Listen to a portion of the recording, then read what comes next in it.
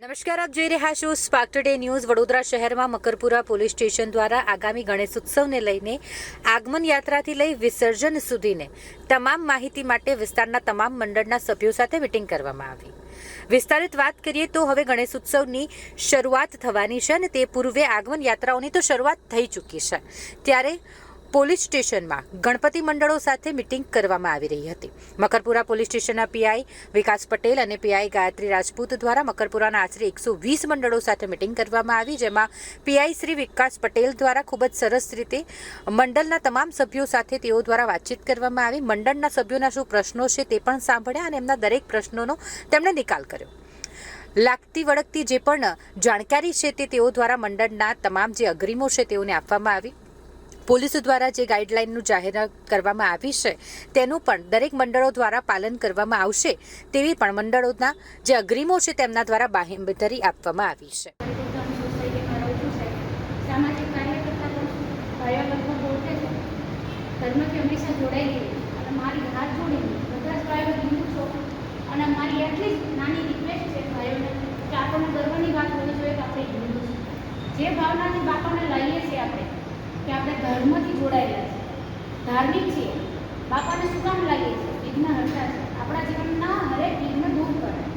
જે ભાવનાથી લાવીએ છીએ એવી જ ભાવનાથી રાજી ખુશીથી આનંદથી ઉત્સાહથી બાપાનું વિસર્જન કરે।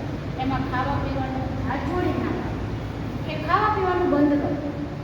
મેં મારી સોસાયટીની વાત છે, ગયા સમયે મારી સોસાયટીમાં પણ ગણપતિ ફોર એક્ઝામ્પલ બીજી તારીખે આગમન હોય તો 30-31 સુધીને પરમિશન આપી છે, કારણ કે લાસ્ટ ટાઈમ એવું થયું હતું કે ગણપતિની જે દિવસે યાત્રા ની એ દિવસે 3 વાગે શોભાયાત્રા નીકળે ત્યાં સુધી 5 વાગે તો પોલીસ સ્ટેશન હતા। મેં હમણાં એ જ કહ્યું આપને કે તમે જેટલી વહેલી હવે સી તમને ખબર છે 2 તારીખે મારે બાપા લાવવાના છે, બરાબર છે? તમને એટલો તો આઈડિયા હોય કે 5 દિવસ પહેલા તો હું પરમિશન આપી દઉં। વી પ્લાન્ટ એવરીથિંગ। આપણે ગણપતિની મૂર્તિ તમે એવું તો છે નહીં આગલા દિવસે ગયા ઉચકી લાગે ચલો આ ગણપતિ મને ગમી ગયા, તો વી પ્લાન ફોર એવરીથિંગ। તો વાય નોટ ફોર ધીસ? આના માટે કેમ પ્લાન ના કરીએ કે મંજૂરી લેવાની છે અને સ્ટીલ આપણી જોડે ટાઈમ છે, બરાબર?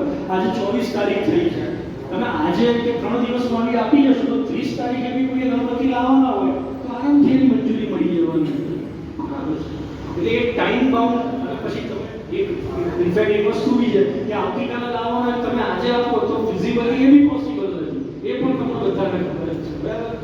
એ તમને બી ખબર છે। એટલે કોઈ કે 100 નંબર ઉપર કોલ કરે એટલે પોલીસ તમારી માત્ર સ્થળ ઉપર આવવાથી દુશ્મન થઈ જતી નથી। કોઈ તમારા જ પેલી કોલ કરવાથી કે સંબંધ તમે સમજો છો હું શું કહું છું? What is logic behind this?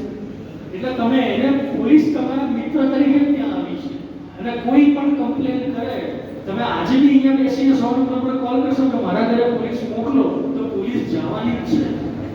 એટલે એ એક વસ્તુ તમે મગજમાં લઈ લેજો, બરાબર? બીજું કઈ? હા, ના, એ એક જ પરમિશન તમને મળશે, તો પછી એ અલગ રહે। હા હા, એ કરી દેજો। ટૂંકમાં જેટલી બી વખત તમે રોડ ઉપર ડીજે લઈને નીકળશો તો એ તમે પરમિશન એની લઈ લેજો। માન લો કોઈ ડીજે વાળા એક ડીજે આગમનમાં પણ આવવાના છે, વિસર્જનમાં પણ તો એપ્લિકેશનમાં લખ્યું છે કે ભાઈ કઈ તારીખે, તો કે ભાઈ 5 તારીખે મારે આ છે અને 19 તારીખે 18 તારીખે મારે વિસર્જન છે। આજ રોજ વડોદરા શહેરના મકરપુરા પોલીસ સ્ટેશન વિસ્તારમાં જે ગણપતિના પંડાલ છે એમના વિવિધ આયોજકોને આપણે આજે અહીંયા મકરપુરા પોસ્ટે ખાતે બોલાવ્યા છે અને જે સરકાર તરફથી જે આ વખતે જે નવા નોર્મ્સ જે ડીજે લગત છે કે ગણપતિના વિસર્જન, એમના આગમન, એમના પોલીસ બંદોબસ્ત, એના તમામ સુચારુ વ્યવસ્થાના ભાગરૂપે તમામ આયોજકોને અને સમિતિના મેમ્બરશ્રીઓને બોલાવીને એમને સેન્સિટાઇઝ કર્યા છે, એમને અવેર કર્યા છે અને જે મંડળોએ પરમિશન નથી લીધા એમને સ્ટિપ્યુલેટેડ ટાઈમમાં અરજી આપવાની છે મકરપુરા પોલીસ સ્ટેશન ખાતે, એ બાબતે પણ તેઓને સમજ કરી અને આવનારા સમયમાં જે ગણપતિના આગમનથી લઈને એમના જે 10 દિવસના જે એમના જે સ્થાપના છે ત્યાંથી લઈને વિસર્જન સુધી કેવી રીતે આપણે કામ પ્રજાના સહયોગથી જોઈએ તો એ પ્રમાણે આપણે તમામને આજે સેન્સિટાઇઝ કર્યા છીએ અને એમને મિટિંગ રાખ્યા છે।